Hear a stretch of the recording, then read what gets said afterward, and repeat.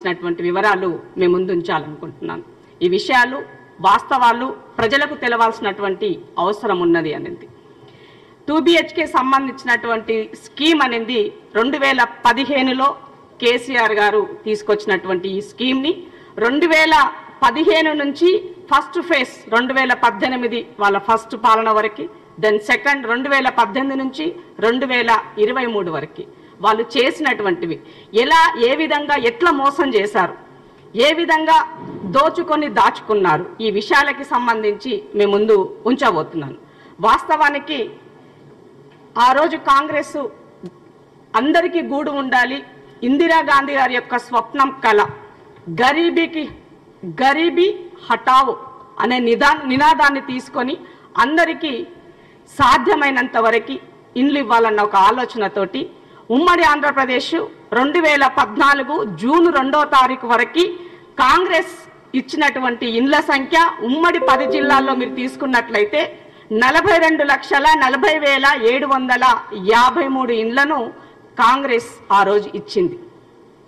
తెలంగాణ వచ్చిన తర్వాత ఈ ఇండ్లను మేము పెండింగ్లో పెట్టి అప్పుడు కొన్ని వరకు లబ్ధిదారులకి చేరినటువంటి ఇండ్లను కూడా మీరు ఉపయోగించుకోండి, ఈ ఇండ్లని పేదవాడికి ఇవ్వండి, మీరు ఇచ్చినటువంటి 2BHKకి ఏదైతే చెప్పినారో దానికి ఇంకొక రూమ్ యాడ్ చేస్తూ అనుసంధానంగా చేసి ఇవ్వండి, అవి నిరుపయోగం చెయ్యొద్దు అని చెప్పేసి ఆనాడు PCC ప్రెసిడెంట్గా ఉన్నటువంటి ఉత్తమన్న కానీ తర్వాత వచ్చిన రేవంత్ అన్న కానీ చాలాసార్లు ఈ విషయాన్ని గత ప్రభుత్వం దృష్టికి తీసుకెళ్తే పెడిచెవన పెట్టి ఆ ఇండ్లను నిరుపయోగం పెట్టారు తప్ప ఎక్కడ ఆ ఇండ్లని ఉపయోగించలేదన్నది ఈ సందర్భంగా మీకు గుర్తు చేస్తూ, కేసీఆర్ గారు మమ్మల్ని వెక్కిరిస్తూ అల్లుడొస్తే ఏడ వండాలా, బిడ్డొస్తే ఏడ ఉండాలా, గొర్రెడ కట్టేయాలా, బర్రెడ కట్టేయాలా అని అవహేళనగా మాట్లాడుతూ నేను 2BHK ఇండ్లు ఇస్తానని చెప్పేసి ఆయన రూరల్లో గ్రామ స్థాయిలో ఉన్నటువంటి వాళ్ళకి 1,20,594 ఇండ్లని, అదే అర్బన్కి సంబంధించి 1,70,459 ఇండ్లు, ఓవరాల్గా 2,90,057 ఇండ్లు మంజూరు చేస్తున్నానని చెప్పేసి కేసీఆర్ గారు చెప్పినటువంటి వివరాలు, పూర్తి వివరాలు జిల్లాల వారీగా ఉన్నటువంటి సమాచారం. ఇది 2023 జూలై వరకు నాకున్నటువంటి RTA అప్డేట్, అంటే ఎలక్షన్కి ముందు వరకు ఉన్నటువంటి RTA అప్డేట్ కాపీ. మీకు కావాలంటే నేను ఈ కాపీ కూడా ఇస్తాను. అయితే ఇక్కడ అసలు విషయం ఏంటి అంటే వాళ్ళు ఇవి మంజూరైనటువంటి ఇండ్లు 2,91,000 ఇండ్లు మంజూరైనవి. కానీ ఇక్కడ కట్టించినటువంటి ఇండ్లు మాత్రము కేవలము వాళ్ళు 1,41,865 ఇండ్లు మాత్రమే కట్టినారు. కట్టడంతోనే సంతోషం కాదు కదా, అవి లబ్ధిదారులకు చేరినప్పుడే అసలు సిసలైనటువంటి వాళ్ళ యొక్క ఎయిమ్ నెరవేరినట్టు. కానీ లబ్ధిదారులకు ఇచ్చింది కేవలము 46,973 ఇండ్లు మాత్రమే. పేదవాడికి TRS ప్రభుత్వము లబ్ధిదారులకు ఇచ్చిన ఇండ్లు కేవలం 46,973 హౌసెస్ మాత్రమే. గొప్పలకు మాత్రం 3 లక్షలు చెప్పారు, ఇచ్చింది మాత్రం కేవలం 46,000 మాత్రమే. అయితే ఇక్కడ మీరు గమనించాల్సిన విషయం ఏంటి అని అంటే దీనికి కావలసినటువంటి బడ్జెట్ యొక్క వివరాలు కూడా, పూర్తి బడ్జెట్ వివరాలు కూడా నా దగ్గర ఉన్నటువంటి RTA కాపీలో ఉన్నాయి. ఆ వివరాలు కూడా నేను మీకు ఇస్తాను. బడ్జెట్ వివరాలు 2016-17 నుంచి కేసీఆర్ గారు బడ్జెట్లో పెట్టింది 26,654 కోట్లు బడ్జెట్లో పెట్టారు. 26,654 కోట్లు. కానీ ఇక్కడ ఖర్చు చేసింది కేవలం 11,853 కోట్ల 2 లక్షల రూపాయలు మాత్రమే. 11,853 కోట్ల 2 లక్షల రూపాయలు మాత్రమే ఖర్చు చేశారు. అయితే ఈ ఖర్చుకు కూడా ఇక్కడ నేను 2 రకాలుగా ఉంది. నేను RTAని ప్రభుత్వాన్ని అడిగాను, గత ప్రభుత్వాన్ని, దీనికోసం మీరు ఏమైనా కార్పొరేషన్ ఏర్పాటు చేశారా, కార్పొరేషన్ ద్వారా మీరు ఏమైనా అప్పు చేశారని నేను అడగడం జరిగింది. అయితే మేము ఎలాంటి కార్పొరేషన్ ఏర్పాటు చేయలేదని ఇచ్చారు. కానీ అడుపు నుంచి మేము అప్పు తీసుకున్నామని ఇచ్చారు. అడుపు నుంచి అప్పు తీసుకున్నారు. ఎంత తీసుకున్నారు? 8,744 కోట్ల 76 లక్షల రూపాయలు అడుకో నుంచి అప్పు తీసుకున్నామని ఇవ్వడం జరిగింది. మీరు గమనించాల్సింది ఏంటంటే ఇక్కడ వాళ్ళు ఖర్చు చేసింది 11,853 కోట్ల 2 లక్షలు ఖర్చు చేశారు. అడుకో నుంచి అప్పు చేసింది ఏమో 8744 కోట్లు. దీనికి సహాయంగా కేంద్ర ప్రభుత్వం నుంచి ప్రధానమంత్రి ఆవాస్ యోజన కింద ప్రధానమంత్రి ఆవాస్ యోజన కింద వచ్చినటువంటి డబ్బు ఇక్కడ 1200 అది వాళ్ళ నుంచి వచ్చినటువంటి అది కూడా టీఆర్ఎస్ ప్రభుత్వం ఇచ్చినటువంటి ఇన్ఫర్మేషన్. ప్రధానమంత్రి ఆవాస్ యోజన కింద వాళ్ళు ఇచ్చినటువంటిది 1311,50 కోట్ల కేంద్ర ప్రభుత్వం నుంచి వచ్చినటువంటి 1311,50 రూపాయలు ప్రధానమంత్రి ఆవాస్ యోజన కింద. ఇది ఓన్లీ 18 వరకే. ఆ తర్వాత ప్రధానమంత్రి ఆవాస్ యోజన కింద కేంద్రం నుంచి ఒక్క ఇల్లు రాలేదు. ఇది నోట్ చేసుకోవాల్సిన అవసరం లేదు సోదరులు. ఎందుకు అనంటే ఈ స్కీము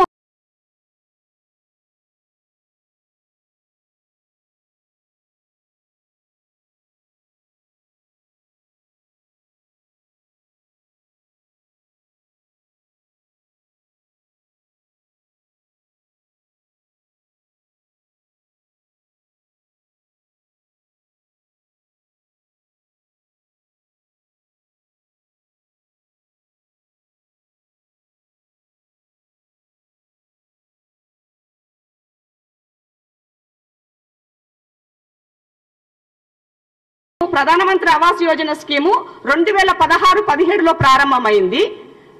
16-17 తర్వాత 17-18లో లేదు.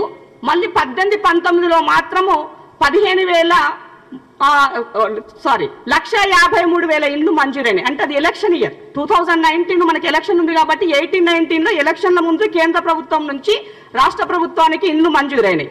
తర్వాత ఒక్క ఇల్లు కూడా లేదు. మీరు గమనించినట్లయితే అన్ని జీరోలే. కేంద్ర ప్రభుత్వం నుంచి ప్రధానమంత్రి ఆవాస్ యోజన కింద ఇండ్లు రాలేదు. వాళ్ళు కేవలం 10 సంవత్సరాల కాలంలో కేంద్రం నుంచి వచ్చినటువంటి ఇండ్ల కోసము నిధులు పేదవాన్ని ఎట్లా మోసం చేశారు. ఇవాళ ఉమ్మడి ఆంధ్రప్రదేశ్లో ఉన్నటువంటి కాంగ్రెస్ ప్రభుత్వం ఏం చేసింది, మళ్ళీ ఇవాళ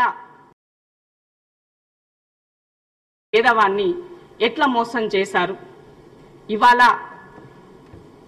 ఉమ్మడి ఆంధ్రప్రదేశ్లో ఉన్నటువంటి కాంగ్రెస్ ప్రభుత్వం ఏం చేసింది, మళ్ళీ వాళ్ళ రేవంత్ ప్రజాపాలనలో అభివృద్ధి కోసం మేము ఏం చేయబోతున్నాము అనే విషయం పైన మీడియా ముందు నగరనటువంటి కొన్ని RTI information double bedroom 2BHK సంబంధించినటువంటి వివరాలు మేము ముందు చాలుకుంటున్నాం. ఈ విషయాలు వాస్తవాలు ప్రజలకు తెలియాల్సినటువంటి అవసరం ఉన్నది అనేది. 2BHK సంబంధించినటువంటి స్కీమ్ అనేది 2015లో కేసీఆర్ గారు తీసుకొచ్చినటువంటి ఈ స్కీమ్ ని 2017 నుంచి ఫస్ట్ ఫేజ్ 2018 వాళ్ళ ఫస్ట్ పాలన వరకు, దాని సెకండ్ 2018 నుంచి 2023 వరకు వాళ్ళు చేసినటువంటి ఇలా ఏ విధంగా ఎట్లా మోసం చేశారు, ఏ విధంగా దోచుకొని దాచుకున్నారు, ఈ విషయాలకు సంబంధించి మేము ముందు ఉంచబోతున్నాం. వాస్తవానికి ఆ రోజు కాంగ్రెస్ అందరికీ గూడు ఉండాలి, ఇందిరాగాంధీ గారి యొక్క స్వప్నం కళ గరీబీ హటావ్ అనే నిదానాన్ని తీసుకొని అందరికీ సాధ్యమైనంత వరకు ఇల్లు ఇవ్వాలన్న ఆలోచనతో ఉమ్మడి ఆంధ్రప్రదేశ్ 2014 జూన్ 2వ తారీఖు వరకు కాంగ్రెస్ ఇచ్చినటువంటి ఇండ్ల సంఖ్య ఉమ్మడి 10 జిల్లాలను తీసుకున్నట్లయితే 42,40,753 ఇండ్లను కాంగ్రెస్ ఆ రోజు ఇచ్చింది. తెలంగాణ వచ్చిన తర్వాత ఈ ఇండ్లను మేము పెండింగ్ లో పెట్టి కొంతవరకు లబ్ధిదారులకు చేరేటువంటి ఇండ్లను కూడా మీరు ఉపయోగించుకోండి, ఈ ఇండ్లని పేదవాడికి ఇవ్వండి, మీరు ఇచ్చినటువంటి 2BHK ఏదైతే చెప్పినారో దానికి ఇంకొకరు యాక్సెస్ అనుసంధానంగా చేసి ఇవ్వండి, అది నిరుపయోగం చేయొద్దు అని చెప్పేసి ఆనాడు PCC ప్రెసిడెంట్ గా ఉన్నటువంటి ఉత్తమన్న గాని తర్వాత వచ్చిన రేవంత్ గాని చాలా సార్లు ఈ విషయాన్ని ప్రభుత్వం దృష్టికి తీసుకెళ్తే తీర్చుకొని పెట్టి ఆ ఇండ్లను నిరుపయోగం పెట్టారు తప్ప ఎక్కడ ఆయనని ఉపయోగించలేదు అన్నది ఈ సందర్భంగా గుర్తు చేస్తూ కేసీఆర్ మమ్మల్ని వ్యక్తిస్తూ అల్లుడు చేయడం ఉండాలా, బిడ్డ చేయడం ఉండాలా, బొర్రె కట్టాలా అని అదేవిధంగా మాట్లాడుతూ నేను 2BHK ఇండ్లు ఇస్తానని చెప్పేసి ఆయన రూరల్లో గ్రామ స్థాయిలో ఉన్నటువంటి వాళ్ళకి 1,20,594 ఇండ్లని, అదే అదానికి సంబంధించి 1,70,459 ఓవరాల్ గా 2,90,057 ఇండ్లు మంజూరు చేస్తున్నారని చెప్పేసి కేసీఆర్ గారు చెప్పినటువంటి వివరాలు పూర్తి వివరాలు జిల్లా వారి ఉన్నటువంటి సమాచారం. ఇది 2023 జూలై వరకు ఉన్నటువంటి ఆర్టీ అప్డేట్, అంటే ఎలక్షన్ ముందు ఉన్నటువంటి ఆర్టీ అప్డేట్ ఇస్తాను. అయితే ఇక్కడ విషయం ఏంటంటే వాళ్ళు మంజూరైనటువంటి ఇల్లు 2,90,000 ఇండ్లు మంజూరైంది. కానీ ఇక్కడ కట్టించినటువంటి ఇల్లు మాత్రం కేవలం 1,40,865 ఇండ్లు మాత్రమే కట్టినారు. కట్టడం సంతోషం కాదు కదా, అవి లబ్ధిదారులకు చేరినప్పుడే అసలు సరైనటువంటి వాళ్ళకి ఏం లేవన్నారు. కానీ లబ్ధిదారులకు ఇచ్చింది కేవలం 46,973 ఇండ్లు మాత్రమే. పేదవాడికి టీఆర్ఎస్ ప్రభుత్వం లబ్ధిదారులకు ఇచ్చిన ఇండ్లు కేవలం 46,973 హౌసెస్ మాత్రమే. గొప్పకు మాత్రం 3 లక్షలు చెప్పారు, ఇచ్చిన కేవలం 45,000 మాత్రమే. అయితే ఇక్కడ గమనించాల్సిన విషయం ఏంటంటే దీనికి కావాల్సినటువంటి బడ్జెట్ యొక్క వివరాలు కూడా పూర్తి బడ్జెట్ వివరాలు కూడా నా దగ్గర ఉన్నటువంటి ఆర్టీఐ కాపీలో ఉన్నాయి. ఆ వివరాలు కూడా మీకు ఇస్తాం. బడ్జెట్ వివరాలు 2016-17 నుంచి కేసీఆర్ గారు బడ్జెట్ పెట్టింది 26,654 కోట్లు బడ్జెట్ పెట్టారు, 26,654 కోట్లు. కానీ ఇక్కడ ఖర్చు చేసింది కేవలం 11,853 కోట్ల 2 లక్షల రూపాయలు మాత్రమే. 11,853 కోట్ల 2 లక్షల రూపాయలు మాత్రమే ఖర్చు చేశారు. అయితే ఈ ఖర్చు కూడా దాన్ని 2 రకాలుగా ఉంది. ఆర్టీఐ ప్రభుత్వం దీనికోసం మీరు కార్పొరేషన్ ఏర్పాటు చేశారా, కార్పొరేషన్ ద్వారా మీరు ఏమైనా అప్పు చేశారని అడగడం జరిగింది. అయితే మేము ఎలాంటి కార్పొరేషన్ ఏర్పాటు చేయలేదని ఇచ్చారు, కానీ హడ్కో నుంచి మేము అప్పు తీసుకున్నామని ఇచ్చారు. హడ్కో నుంచి అప్పు తీసుకున్నారు. ఎంత తీసుకున్నారు? 8,744 కోట్ల 76 లక్షల రూపాయలు హడ్కో నుంచి అప్పు తీసుకున్నామని ఇవ్వడం జరిగింది. ఇక్కడ వాళ్ళు ఖర్చు చేసింది మనకి 11,853 కోట్ల 2 లక్షలు ఖర్చు చేశారు. హడ్కో నుంచి అప్పు చేసింది ఏమో 8,744 కోట్లు. దీనికి సహాయంగా కేంద్ర ప్రభుత్వం నుంచి ప్రధానమంత్రి ఆవాస్ యోజన కింద వచ్చినటువంటి డబ్బు ఇక్కడ 1200 వచ్చినటువంటి ఇన్ఫర్మేషన్ ప్రధానమంత్రి ఆవాస్ యోజన కింద వచ్చినటువంటిది 1311 కోట్ల 50 లక్షల రూపాయలు కేంద్ర ప్రభుత్వం నుంచి వచ్చినటువంటి నిధులు. 1311 కోట్ల 50 లక్షల రూపాయలు ప్రధానమంత్రి ఆవాస్ యోజన కింద ఇది ఓన్లీ 2018 వరకు. ఆ తర్వాత ప్రధానమంత్రి ఆవాస్ యోజన కింద కేంద్రం నుంచి ఒక ఇల్లు రాలేదు. ఇది నోట్ చేసుకోవాల్సిన అవసరం లేదు సోదరులు. ఎందుకంటే ఈ స్కీమ్ ప్రధానమంత్రి ఆవాస్ యోజన స్కీమ్ 2012లో ప్రారంభమైంది. 2017 తర్వాత 2018లో లేదు. మళ్ళీ 2019లో మొత్తం 15,50,000 మంది అంటే ఎలక్షన్ 2019 మధ్య ఎలక్షన్ ముందు కేంద్ర ప్రభుత్వం నుంచి రాష్ట్ర ప్రభుత్వానికి ఇల్లు రాలేదు. తర్వాత ఒక ఇల్లు కూడా లేదు. కేంద్ర ప్రభుత్వం నుంచి ప్రధానమంత్రి ఆవాస్ యోజన కింద ఇల్లు రాలేదు. కేవలం 10 సంవత్సరాల కాలంలో కేంద్రం నుంచి వచ్చినటువంటి ఇండ్ల కోసం నిధులు కేవలం 1311 లక్షల రూపాయలు మాత్రమే. కాబట్టి ఇక్కడ కేసీఆర్ గారి తర్వాత నరేంద్ర మోదీ గారి పేదల విషయంలో మోసం చేసిన చెప్పాల్సి ఇక్కడ ఇవాళ కేసీఆర్ గారు 11,853 కోట్లు ఖర్చు పెడితే దాంట్లో అడుగు తీసుకున్నప్పుడు 8,744 కోట్ల 76 లక్షలు, ఇక్కడ కేంద్ర ప్రభుత్వం నుంచి 11,11 కోట్ల 50 లక్షలు. అంటే ఓవరాల్ కేసీఆర్ ఈ డబుల్ బెడ్రూమ్ కోసం ఆయన కేవలం ఖర్చు చేసింది 1900 కోట్లు మాత్రమే. టికెట్ 2,000 కోట్ల రూపాయలు కూడా పేదల ఇంటి కోసం కేసీఆర్ ఖర్చు చేయలేదు. అటువంటి తీసుకొచ్చినటువంటి అప్పు కేంద్రం నుంచి వచ్చినటువంటి ఆవాస్ యోజన మాత్రమే వీటికి కట్టారు. కాబట్టి పేదవాళ్ళ ఇంటి పట్ల కేసీఆర్ కి సోయలేదు, నరేంద్ర మోదీ గారికి సోయలేదు అని సందర్భంగా గుర్తు చేస్తున్నాను మీడియా సోదరులకి. మరి ఈ రాష్ట్ర అధికారంలో ఉన్నటువంటి బీజేపీ ఒక్కనాడు కూడా ఈ విషయం పట్ల ఆర్టింగ్ చేసిన ఎందుకు చేయలేదనేటువంటి పాపం కూడా పోలేదని ఈ సందర్భంగా గుర్తు చేస్తున్నాను. అయితే ఇక్కడ కేసీఆర్ గారు అసలు జీహెచ్ఎంసీ పరిధిలో డేటా ఎక్స్‌పైర్ సందర్భంలో చాలా గొప్పగా పేదవారిని మీరు ఇంగ్లీష్ అని చెప్పేసి మోసం చేశారని చెప్పాల్సిన లక్ష ఇంటి కేవలం జీహెచ్ఎంసీ పరిధిలో చెప్పారు. లక్ష ఇంటి కేవలం జీహెచ్ఎంసీ పరిధిలో కట్టి 79,920 కట్టారు. కానీ లబ్ధిదారులు కేవలం 4,179 మాత్రమే. 4,179 మెంబర్స్ మాత్రమే జీహెచ్ఎంసీ పరిధిలో లబ్ధిదారులు. అంటే 5,000 మంది కూడా పేదవారికి ఇల్లు ఇవ్వాలని చెప్పాల్సింది ఈ సందర్భంగా. జీహెచ్ఎంసీ పరిధిలో పేదవారికి కేసీఆర్ గారు ఇచ్చినటువంటి కేవలం 4,179 మాత్రమే అని సందర్భంగా తెలియజేస్తున్నాను. అయితే ఇక్కడ ఎలక్షన్ మనం గమనించాల్సినటువంటి విషయం ఏంటంటే ఈ సందర్భంలో వాళ్ళు చెప్పిన సందర్భంలో ఇల్లు ఇస్తామని చెప్పి ఓట్లు వేసుకొని మోసం చేశారు. ఓట్ల కోసం మాత్రమే డబుల్ బెడ్రూమ్ చూపించి ఓట్లు వేసుకొని కేటీఆర్ గారిని పట్ల శాఖ మంత్రి చేశారు. మొత్తం పూర్తిగా పేదలు మర్చిపోయి ఆయన మొత్తం హైటెక్ సిటీలో మొదలుపెట్టిన కాబట్టి పేదవారికి గుర్తు లేదని సందర్భంగా గుర్తు చేస్తున్నారు. అయితే జీహెచ్ఎంసీ ఎలక్షన్ అయిపోయిన తర్వాత మొన్న జరిగినటువంటి 2023 ఎలక్షన్ జరిగిన సందర్భంలో డిసెంబర్ ఎలక్షన్ ముందు ఒక 1 మంత్ ముందు చాలా హడావుడిగా మేము పేదవారికి నెరవేరుస్తున్నాము, బ్రహ్మాండంగా ఇల్లు కడుతున్నామని చెప్పేసి కేసీఆర్ గారు చాలా ఆధారంతో ప్రారంభించారు. ఇక్కడ కొల్లూరు బట్టసింగారం తర్వాత దుండిగల్ బాచుపల్లి ఆ ఏరియాలో ఒక పెద్ద ఎగ్జిబిషన్ 10 ఇల్లు కట్టేసి మీరు చేస్తున్నారు చెప్పారు. కానీ పేదవారి అంటే అన్నట్లుగా మీకు 4 గోడలు కట్టి ప్రాసెసింగ్ చేసి అయిపోతున్నా ఇల్లు అంటే నీళ్లు కరెంటు మౌలిక సదుపాయాల కోసం కల్పించిన తర్వాత మీరు మీ ఇంట్లో నుంచి డబ్బులు పేదవారి కట్టినటువంటి ట్యాక్స్ ద్వారా కట్టిస్తున్నారు. ప్రభుత్వం రాజ్యాంగంగా వచ్చినటువంటి సంక్షేమాన్ని ప్రజలకు అందించేటువంటి బాధ్యత ఆ బాధ్యతను మీరు విస్మరించి మీ ఓట్ల కోసం ఇల్లు మీరు చూపించారు తప్ప అది కూడా కొన్ని ఏరియాలో అయితే ఉన్నటువంటి ఇళ్ళ కన్నా కూడా డబుల్ పట్టాలు ఇచ్చారు. ఫర్ ఎగ్జాంపుల్ మీరు తీసుకుంటే సూర్యాపేట కట్టినటువంటి ఇల్లు కేవలం 340 అయితే 840 పట్టాలు ఇచ్చారు. దాన్ని పట్టించినప్పుడు ఎవరు కూడా అంటే వాళ్ళు పంపుకోమని చెప్పి భావిస్తున్నారు. ఎలక్షన్ ఎవరైనా పట్టాలు వచ్చినా కేసీఆర్ ఇచ్చిన చెప్పేసి ఓటు వేయడం కోసం వాళ్ళు మాట్లాడుతున్నారు. ఆయన మిమ్మల్ని గ్రామస్థాయిలో ఉన్నటువంటి ఓటు వేసి గ్రామస్థాయిలో ఉన్నటువంటి ప్రజలు ప్రజాపాలన పట్టాలు దేవుడు నాయకత్వం ఉన్నారు కాంగ్రెస్ ఓటు వేసి పెద్ద ఎత్తున తీర్పు ఇచ్చారు. సందర్భంగా గుర్తు చేస్తున్నారు. అయితే ఇంత చేసినటువంటి మీకు ఇప్పుడు మాట్లాడే నైతిక హక్కు అంటున్నారు. మరి చేసినటువంటి పనికి కట్టినటువంటి ఇల్లు లబ్ధిదారులకు ఇవ్వకుండా పూర్తి సదుపాయాలు ఏర్పాటు చేయకపోవడం వల్ల అట్టాల్సినటువంటి వ్యక్తి వాళ్ళు ఎక్కడికి వెళ్ళాలి, ఎవరికి కావాలి, ఏం చేయాలి అర్థం కాని ఒక బంధం పరిస్థితిలో ఉన్నారు. అది కట్టినటువంటి ఇల్లు అందులో దర్జాలో ఉన్నటువంటి డబుల్ బెడ్రూమ్లో పడమట్టినటువంటిది కూలిపోతున్నటువంటి బాత్రూమ్ సక్కలేదు. సో ఇక్కడ ఇబ్బంది శిథిలావస్థకి చేరేటువంటి పరిస్థితిలో ఉన్నాయి. ఇవాళ అవన్నీ మీ కట్టి కొద్దిగా పూర్తి చేయాలి. ఇవాళ ప్రజాపాలన ప్రభుత్వం దాదాపు 350 నుంచి 400 కోట్లు ఖర్చు పెట్టి మళ్ళీ మౌలిక వసతులను ఏర్పాటు చేసి సెటిల్ చేయాల్సినటువంటి బాధ్యత ఇవాళ మా పైన ఉన్నది. మనం ప్రజాపాలనకు సంబంధించినటువంటి అప్లికేషన్స్ పెట్టాలన్నప్పుడు అత్యధికంగా వచ్చినటువంటి ఇల్లు దరఖాస్తులు ఎక్కడ వచ్చాయి 22,32,240 అప్లికేషన్స్ కేవలం ఇళ్ల కోసం పేదల దరఖాస్తు పెట్టుకున్నారు. అది మీ ఇళ్ల కోసం నియోజకవర్గానికి 3,500 ఇస్తామని పార్లమెంట్ ఎలక్షన్ ముందే చెప్పాం. దానికి సంబంధించినటువంటి బడ్జెట్ కూడా అలాగే చేయడం జరిగింది. దాదాపు బడ్జెట్ కూడా కలిసి 7,740 కోట్ల రూపాయలు కూడా కేటాయించడం జరిగింది. అంటే కాంగ్రెస్ పార్టీ ఆనాడైనా ఈనాడైనా ఏనాడైనా కూడా పేదవారికి ఆలోచిస్తుంది, పేదవారిని ఉన్నత స్థితిలో ఏదైనా ఉండాలి, పేదవారికి సామాజికంగా ఏదైనా అభివృద్ధి చేయాలి, పేదవారి అభివృద్ధి కోసం మీరు ఇంకా ఏం చేయాలని తప్పకుండా తప్ప పేదవారిని మోసం చేయమని నేను సందర్భంగా గుర్తు చేస్తున్నాను. ప్రభుత్వం మారుతైపోతాయి, పార్టీలు వస్తాయిపోతాయి, కానీ ప్రజలు శాశ్వత అధికారులు శాశ్వత